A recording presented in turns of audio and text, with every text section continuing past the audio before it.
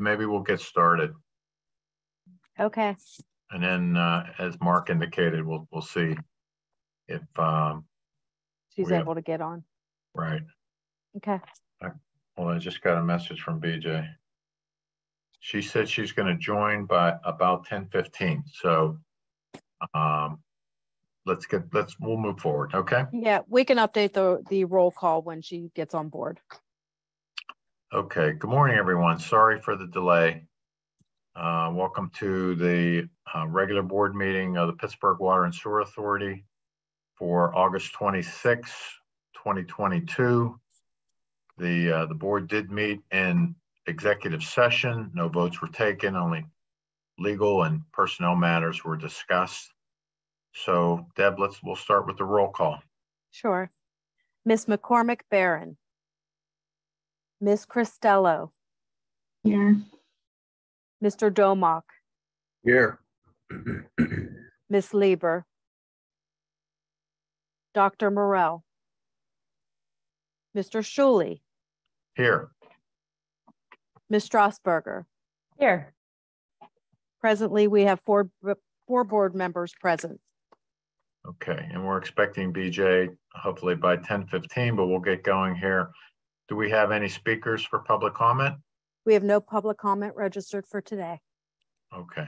All right. Well, our first, I guess we can't take. Let's not do the minutes until BJ's there. But let's move to the reports and updates. We'll start with the finance department.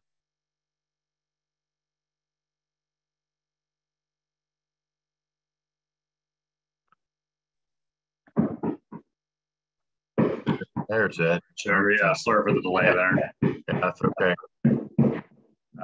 Good morning, members of the PWSA board. Included in your board packet is the finance report through July 31st, 2022. Within the finance report, you will see that year-to-date receipts are up 11.3%. This revenue growth is a continuation of what we have experienced throughout this year.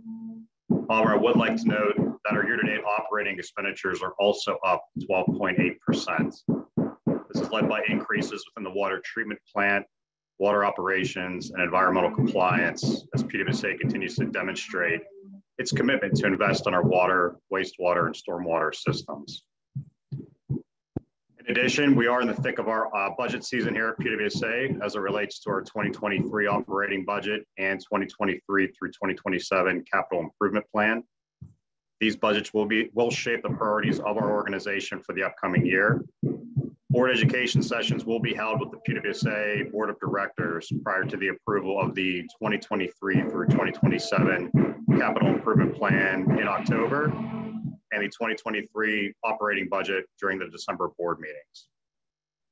It is at this time that I'll turn it back over to the board and answer any questions that you may have. Thank you. Any questions or comments for Mr. Barca?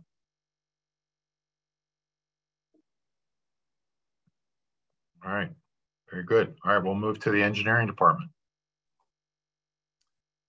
Good morning, Chair Schuley and members of our board. Today, I would like to start with a review of our drinking water program. Through Friday, August 19th, our contractors have completed a total of 426 public and 430 private lead service line replacements across all our active projects involving lead service lines. That includes our lead service line replacement, our small diameter water main replacement, and our BRT project contracts. The grand total of lead service line replacements completed between July 2016 and August 12th, 2022 is 9,361 public and 6,276 private side replacements. The current small diameter water main replacement contracts are over 62% complete, with the replacement of approximately 21,000 linear feet or approximately 4 miles of water line. One positive statistic to flag for the board for the 3 current lead service line replacement contracts combined, the contractors have achieved an overall 60.1% supplier diversity participation to date. So now I'll talk about our work on the water reliability plan, and our work is continuing. We are currently in the process of planning the final steps for returning the first phase of the WRP projects to service. Construction remains on schedule for both the Highland 2 number 2 reservoir liner and cover replacement project, as well as the Rising Main number 3 rehabilitation and replacement project, both of which are on track for substantial completions by October 31st, 2022. The Highland 2 reservoir cover is nearing completion. We're approximately 90% complete, and the liner itself has been completed. And we're on track to be fully complete by September 30th with the cover. And it will await the completion of Rising Main 3 in mid-October to allow us to fill and disinfect the interior of the reservoir prior to us returning it to service. As for Rising Main number 3, lining continues on the remaining portions of the pipe that are closer to the Brecken pump station, which are being completed on schedule, anticipated to be finished by September 30th, as well as finalizing the pipe lining at the Highland Reservoir number 2 valve vault, which is currently being renovated. Rising Main number 3 is on schedule to be complete by mid-October, when we will begin the process of disinfecting the line to allow us to place it back into service. So the invitations for bids for Rising Main number 4 rehabilitation and replacement project is currently advertised, with the proposals due on September 20th, 2022 at 2 p.m. That's a lot of twos. For interested bidders, note that the official project name is 2019 Large Diameter Water Main Improvements Rising Main number 4, which you can find on the PGH2O website under bids and opportunities. The Highland Reservoir Pump Station contract documents are currently being finalized, and our anticipated date for advertisement is in mid-October. Progress continues on the final designs for the Aspenwall and Brecken Pump Station improvement projects, as well as the Clearwell Bypass project. While we await the completion of the State Historic Preservation Office, or SHPO as we call it, environmental review and the resolution of a SHPO programmatic agreement, as well as awaiting the receipt of the PADP public water supply construction permit for these projects, we continue to work through finalizing these designs. Meetings continue to be held between the engineering and construction team, our operations team, as well as consultants to clarify and fully understand how these pump stations will effectively and consistently operate while we are bypassing the Clearwell. In addition, we continue to meet with the Duquesne Light Company, most recently this past Monday on August 22nd, to coordinate the related designs and construction for the installation of our new power substations at both the Aspenwall Pump Station and the Brecken Pump Station. Both of these are actually moving ahead of schedule for Duquesne Light, so that's a positive report. Next, I'll switch over to our sewer programs. The Rising Main Sewer Relocation Project achieved substantial completion early August with the removal of the year-long sewer bypass equipment. This involved the installation of 450 linear feet of new combined sewer, which remedied conflicts we had with the city steps, as well as 2 of PWSA's large diameter rising mains.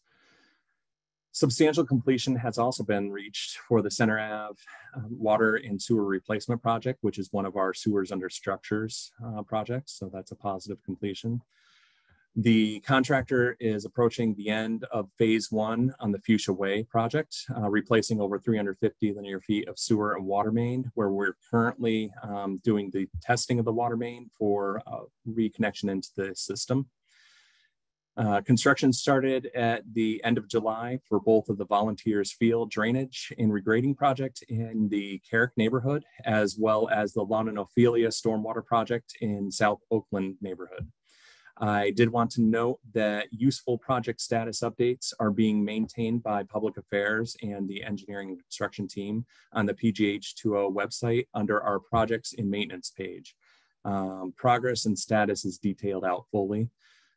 So this concludes my report. I'm happy to answer any questions the board may have. Any questions or comments for Mr. King?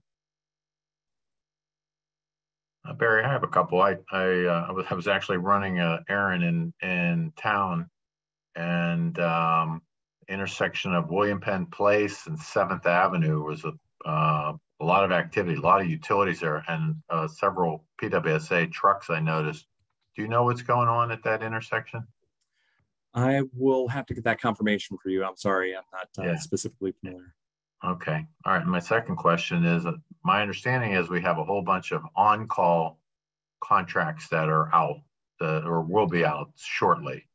Is this our seasonal response for on-calls, or I understand there's quite a few that are potentially out on the street.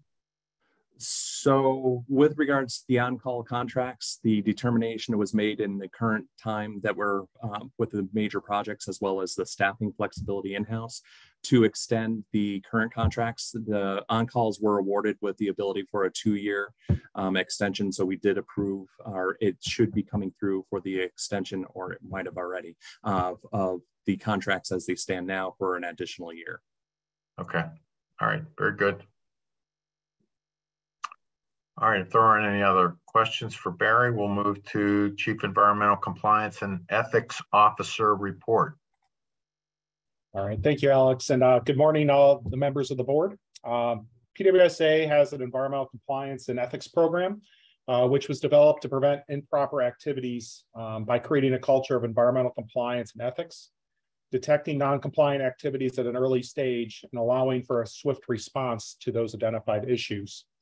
There's 5 components to our environmental compliance and ethics program, and they include our mission statement and core values, our organizational structure, codes and policies, our environmental compliance manual, and training. So today, this month, I wanted to really take an opportunity to highlight a couple of our training events that have been ongoing in support of our environmental compliance and ethics program. First, during the month of August, our staff have been completing mandatory annual refresher training on our code of ethics, code of conduct, our whistleblower system, and our environmental compliance program.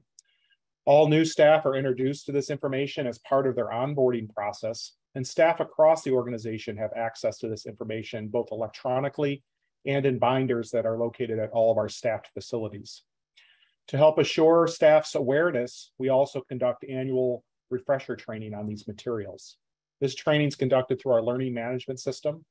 And currently we're at approximately 95% completion, with our internal goal to be 100% complete by the end of the month. It's also important, as well as a requirement under our administrative agreement, to assure that our contractors are also aware of and abide by our codes and policies when working for the authority. Last Friday, we conducted a hybrid training session with over 120 attendees representing our engineering department, our construction management and construction inspection firms, and our consultants.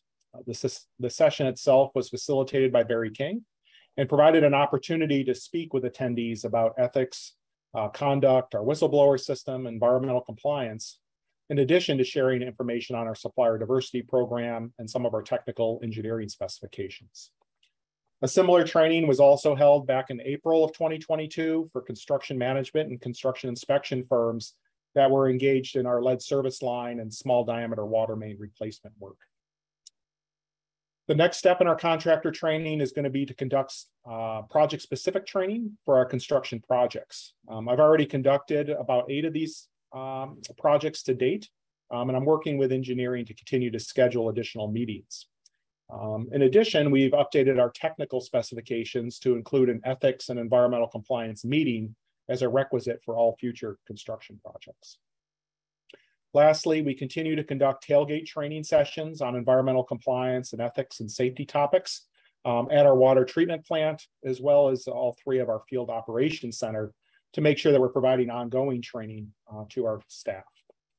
These are all examples of the efforts we continue to make to assure that our staff and our contractors are aware of our focus on ethics, conduct, and environmental compliance.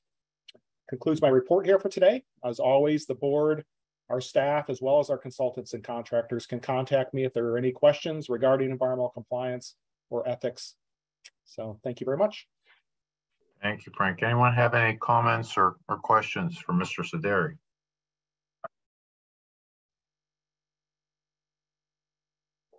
Alex, I would just like the record to reflect that BJ Lieber has arrived and we now have a quorum. All right. Thanks, BJ. Sorry for all the technical confusion there, but That's okay. I'm just glad to be here virtually. Thank you. all right.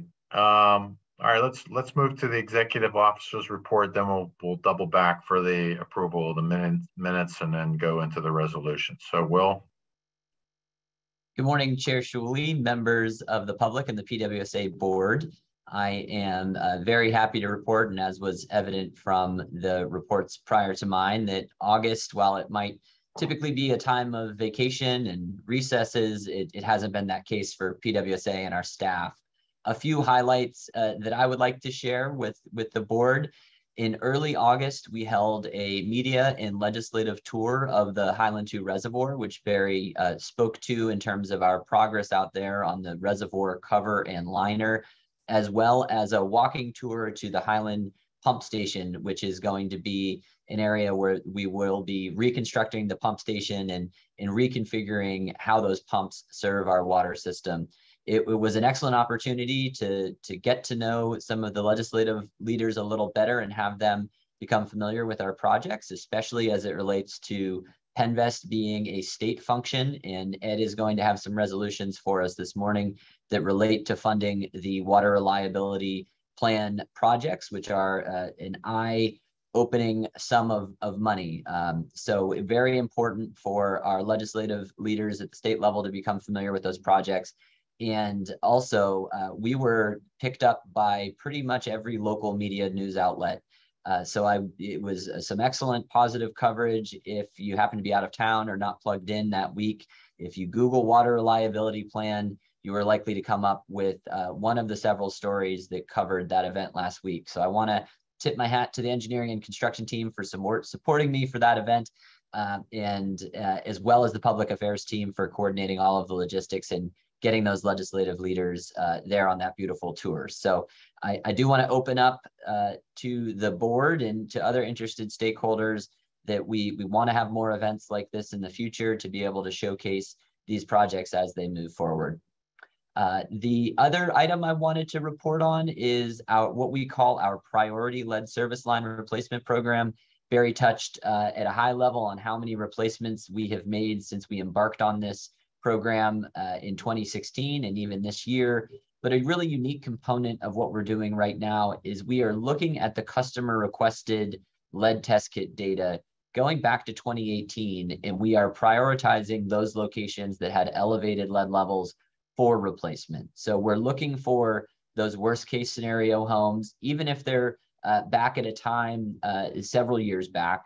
And we want to be able to address those lead service line replacements and bump them to the head of the line. And my call to action today for anyone listening and for you all to share with your friends, family, and stakeholders is that if anyone has a concern, they can request a free lead test kit. And if it comes back with an elevated level, we will go ahead and coordinate, if we have their permission and buy-in, we will coordinate that replacement at no cost to them. So this is a, regardless of income, program for us to get those worst case scenario homes out of the system before we get to them. We have that long range goal of 2026, but we felt that this was an appropriate use of some of the federal funding that we have been able to avail ourselves of. And I'm not aware of a program like it across the country based on my research and engagement on this issue. So it's something that we are particularly proud of. There's still funding available, and expect to hear more from us in terms of promoting that program. And finally, just to put a finishing touch on Frank's comment about the training that we had with our engineering consultants and construction management and construction inspection consultants, some of whom I know are dialed into this call. I do want to thank them for their time, and importantly, just really want to reiterate the organizational priority of environmental compliance and ethics. And it is not just a training that you sit through and check the box, but we're really, the expectation is that anyone who's doing business and using our ratepayer dollars is meeting all of the requirements in our agreement. And in particular, I want to reiterate their obligation to report things to either Frank or myself if they have any concerns. We both have an open door. We want to hear from you. This is a message that we're relaying to our staff, but it's equally, if not in some contexts, more important for our consultants in engineering firms. And we're really excited to engage the construction contractors in the next few weeks too. So with that, that is the end of my remarks, and I'll turn it back over to you, Chair Shuley, if you have any questions. Thank you, Will. Anyone have any comments or questions for Will at this time? I just have a quick question. Will, your call to action, is there like a flyer or any marketing material available that we can push out? Sure, we can distribute those electronically to the board, and we have what we call our lead help desk. It's the easiest way to just pick up the phone and call and request that lead test kit. And we also have a web form that people can fill out, and they will get that test kit mailed, and that will get the process started for that replacement. I will note, if people had lead test kit results in our records, we're proactively reaching out to those homes. So if there was an elevated level, even back in 2018, those properties should soon or will have already received a letter from us letting them know about this opportunity. Awesome. Yeah, just any materials that we can push out. And then of course, like I always ask, if they're in different languages, that would be helpful as well. Thank you. Absolutely, thanks for the great question. Good. Any other comments or questions for Will? Will, thank you for your continued leadership, and especially on the lead lines. I mean, I think it's very clear we've been exemplary authority in terms of our actions with lead, and have completely turned this around 180 degrees, and to the point where obviously we're best in class, in my opinion, with our approach to lead. And thank you, your team, all of our contractors that are involved in that. It's a really good story. All right, very good. All right, well, let's move to the approval of the meeting minutes for July 22nd, 2022. May I have a motion? So moved. Thanks, BJ. Is there a second? Second, Erica Strasburger. Thanks, Erica. Any discussion? All those in favor of the meeting minutes of July 22nd, 2022, please indicate by saying aye. Aye. Aye. Aye. Are there any opposed? Any abstentions? All right, the meeting minutes are approved. All right, we'll move to resolutions, and we'll start with Mr. Barca. Thank you, Chair. Starting with Resolution 115, authorizing and securing of funding for the Clearwell and water reliability projects by PWSA from the Pennsylvania Infrastructure Investment Authority in the aggregate maximum principal amount of $209,005,329. Very good. May I have a motion? Motion to approve, Erica Strasburger. Thanks, Erica. Is there a second? Second, Rosa Maria Cristello. Thanks, Rosemaria. Any discussion? Well, Ed, we've talked about this in the past, and certainly I think it bears repeating. Terrific work for your team and everyone involved in securing this funding. Quite a bit for the authority, and a huge savings for the ratepayers in terms of interest on the money that we're borrowing and so forth. So terrific work. Thank you. Thank you. All those in favor of resolution number 115, please indicate by saying aye. Aye. Aye. Are there any opposed? Any abstentions? All right, resolution 115 is approved. Resolution 116, Ed. Resolution 116, approving the reimbursement resolution for the water reliability projects as part of the Penvest closing process. Thank you. May I have a motion? So moved, BJ. Thanks, BJ. Is there a second? Second, Erica. Rosa Maria. I like there was a tie there. All right. Discussion. Okay. Again, terrific work, Ed, on these water reliability projects. Glad to see this is moving forward. All those in favor of resolution 116, please indicate by saying aye. Aye. Aye. Aye. Any opposed? Any abstentions? All right, resolution 116 is approved. Resolution 117, Ed. Resolution 117, authorizing certain officers and officials to take action with respect to the Pittsburgh Water and Sewer Authority's indebtedness, which includes refunding outstanding bonds, issuing new bonds, and amending existing indentures and other financial agreements. Thank you. May I have a motion? So moved, BJ. Thanks, BJ. Is there a second? Second, Erica. Thanks, Erica. Is there a discussion? Ed, so just give us the, sort of a high level. What does this really entail in terms of the ability of the authority to move on these bonds? I mean, is there still some checks and balances that are required before action is taken? Sure, Chair. So what this is authorizing is it's authorizing myself, Will, and Jen to issue bonds in the public marketplace. And there's really two transactions that we are looking at. The first is a new bond issuance up to $125 million that will continue funding our capital program. So this is non-PennVest, non-federal monies. This is just new bonds that the PWSA is issuing. And then the second transaction, which is to be determined based on market savings, but there is a potential opportunity to refund existing bonds that we have outstanding. The exact timing and decision on that will be made closer to closing because we want to make sure we have enough savings to do the bond deal itself, but we need authorization now to even consider that type of refunding for our bonds. And as far as checks and balances go, there will be a sign-off required from you, Chair, and the Secretary of the Board as well on these financing documents after closing or prior to closing, I should say, excuse me. So, we can't move forward and close the deal until those documents are reviewed and signed off upon. All right, very good. Thank you, Ed. Any other questions or comments for Mr. Barca on this resolution? I just have one comment.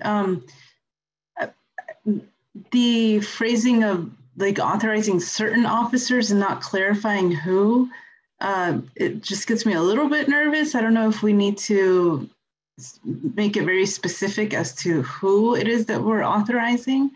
I don't know your thoughts on that. Sure. Within the attachment to this resolution, it does list the specific personnel who could sign off. So on the board, it is the chair, the vice chair, the secretary, the vice secretary, and on the PWSA management side, it is myself, Will, and Jen who could sign off. Okay, so it is written somewhere very specifically who they are? Yes, yes. Thank you. Okay. Good question, Rosemary. All right. Any other comments or questions? All those in favor of resolution 117, please indicate by saying aye. Aye. Aye. Are there any opposed? Any abstentions? All right, resolution 117 is approved.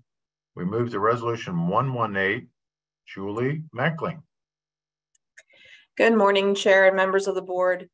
Resolution 118 is a request for approval to enter into a memorandum of understanding with the Tri-Cog Land Bank to exonerate liens on certain properties outside of the city of Pittsburgh. The exoneration of liens would be done in order to assist the Tri-Cog Land Bank with returning vacant, abandoned, and tax delinquent properties back to the tax rolls and back to PWSA's ratepayer base. Thank you. May I have a motion? So moved, Erica. Thank you, Erica. Is there a second? Second, Mike Dolmar. Thank Mike. Any discussion? Yeah, I do. It's a totally logical proposition. I'm just curious how big the lien package is, and is there any sort of internal policy on time expiration of liens to sort of facilitate redevelopment and the return of properties into a more productive form? So this would allow us to operate with the customers that we serve in the borough of Millvale and some other surrounding territories we have very small footprints in the same manner as we currently operate with the Pittsburgh Land Bank. So we would review those lists that they would provide to us and then work to exonerate liens according to the standard operating procedure that we have in place. So it will mirror that exact same procedure that we have set up for the city, but they actually want a faster turnaround time. So they're going to have us review it within 30 days. To date, we have received 89 requests to review land bank removals of liens from the Pittsburgh land bank. And they have gone very smoothly with actually very low percentage. I would say about 2% of them actually even having debt owed to Pittsburgh Water. But your question's valid, Mike. I don't think we will know what they're asking for until they come forward with us. We can, however, get you the information about how many actual liens we have on properties in the borough of Millvale. And what we strive to do is to keep the liens active. They do expire after 20 years and have to be refiled at that time. And we will consider each of these on a case-by-case basis according to the procedure. Thank you very much, Julie. You're welcome. Any other questions or comments for Julie? Yeah, I just have a quick comment. I just wanted to say how pleased I am once again that we are entering into this kind of agreement for service areas outside of the city. And the Tri-Cog Land Bank has shown itself to be successful in the few years it's been up and running. I realize that really this only touches Millvale, but anytime that we can be as an entity helping to address the major challenge of vacant and abandoned lots and properties, I'm in favor of it. And so I'm glad that PWSA is engaged. And I hope that other water authorities outside of PWSA can do the same, can have the same sort of agreement with the Tri-Cog Land Bank in the other areas that they cover, that the land bank also covers. Thank you, Erica. Any other questions or comments for Julie? Julie, I would echo Erica's comments. I think it's great. You know, when I looked at this, I was trying to figure out why we were involved outside of the city, but now I understand a little bit more about the relationship and how we're expanding this into the boroughs and so forth that we also support. So terrific. Glad to see this is moving forward. And unrelated, Julie, just want to pass along my thanks for all the work that you've been doing with your team and with Lee and everyone else on the RISE project. I know there's quite a bit of effort that's gone on, and the board has been notified of all the work that's going on there. So congratulations, keep going. We're making good progress. Thank you, Chair. I'll let the team know. They'll greatly appreciate hearing that. Thank you. All right, all those in favor of resolution 118, please indicate by saying aye. Aye. Aye. Are there any opposed? Any abstentions? All right, resolution 118 is approved. We move to resolution 119. Mr. King. Resolution 119 is a request for the board's approval to enter into an agreement of cooperation with the Port Authority of Allegheny County for the design and construction of facilities owned and operated by PWSA for phase 2 of the Bus Rapid Transit Project, or the BRT, as well as authorize the Chief Executive Officer to execute this agreement of cooperation. For reference, the scope of phase 2 involves the removal, replacement, or relocation of certain facilities owned and operated by PWSA within phase 2 of the BRT project, which is in the Uptown and Oakland neighborhoods.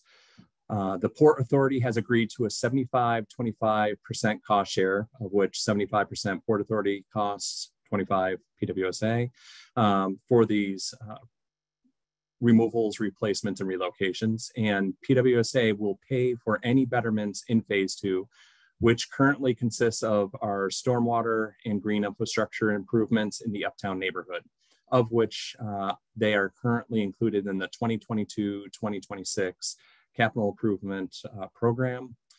Finally, the Port Authority's cost estimate for the relocation of these infrastructure is approximately $2,103,000, of which PWSA would be responsible to contribute $525,750.